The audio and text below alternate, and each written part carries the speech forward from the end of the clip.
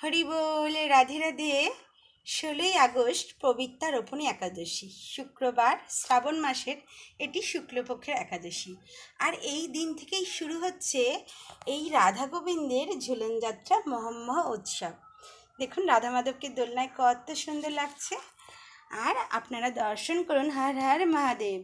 12 জন প্রধান বৈষ্ণবের মধ্যে এই মহাদেব হলেন একজন। এনাদের হৃদয়েই ভগবানের গুহ্য বা গোপনীয় জ্ঞান গচ্ছিত রেখেছেন ভগবান। এনাদের চরণে প্রার্থনা করলেই তবে আমরা কৃষ্ণ ভক্তি লাভ করতে পারবো।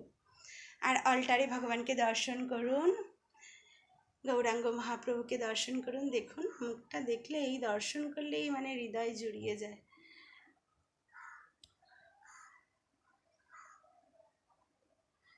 এখানে আছেন মাতা পার্বতী দেবী, মা লক্ষ্মী আর গণেশ।